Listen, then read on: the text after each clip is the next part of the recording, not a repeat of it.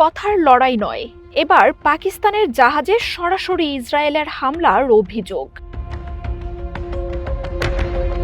Middle east monitor, আন্দালুয়ের মতো গণমাধ্যমগুলো জানাচ্ছে, চলতি মাসে ইয়েমেনের বন্দরে একটি জাহাজে ড্রোন হামলা চালায় নেতানিয়াহুর বাহিনী।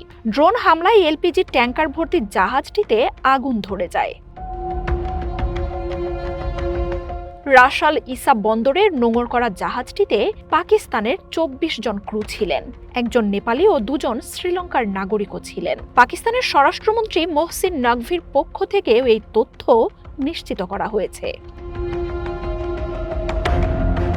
হুথিরা জাহাজটির ক্রুদের আটক করেও পরে তাদের ফেরত পাঠায়। এই ঘটনায় সরাসরি এখনো ইসরায়েলকে দায় দেয়নি পাকিস্তান। গাজা যুদ্ধ শুরুর পর থেকেই হুথি ও ইসরায়েলের মধ্যে পাল্টাপাল্টি হামলা চলছে। দুই বাহিনী বন্দর সহ গুরুত্বপূর্ণ স্থাপনাগুলোকে লক্ষ্য বানাচ্ছে। তারই শিকার হুথি নিয়ন্ত্রিত বন্দরে নোঙর থাকা জাহাজটি।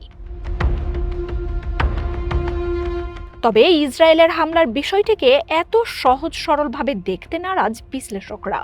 উন্নত প্রযুক্তির তেল আবিবের পক্ষে জাহাজটি যে ইসলামাবাদের তা অজানা থাকার কথা নয়, আর তাই এই হামলা উদ্দেশ্যমূলক বলেই ধারণা করা হচ্ছে। আর তা সত্যি হলে পরের প্রশ্নটি উঠছে পাকিস্তানের জবাব নিয়ে। গাজা যুদ্ধ শুরুর পর ইরান ও কাতার আক্রমণের ঘটনায় নেতানিয়াহুর তীব্র সমালোচনা করেছে শেহবাজ শরীফের সরকার। এমনকি ইরানের হয়ে ইসরায়েলের বিরুদ্ধে পরমাণু অস্ত্রের হুমকিও দেয় দেশটি।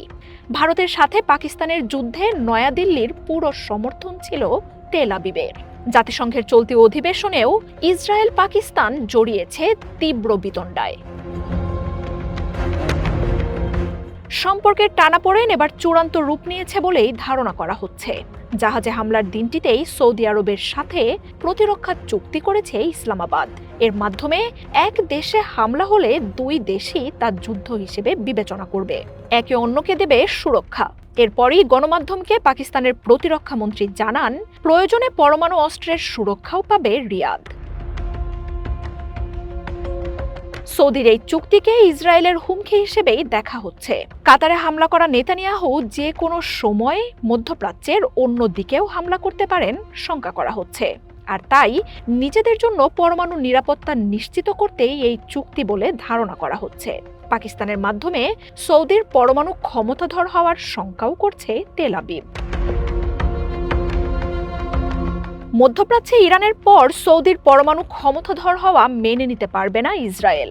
আর তাই এই হামলার মাধ্যমে পাকিস্তানকে নিজেদের আধিপত্যের বার্তাই দিতে চাইছেন নেতানিয়াহু।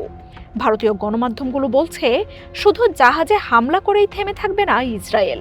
এবার পাকিস্তানের পরমাণু স্থাপনা বা বিজ্ঞানীরাও মোসাদের নিশানা হয়ে উঠতে পারে। মার্জিয়া উপমা, ওয়ান ইন্টারন্যাশনাল ডেস্ক।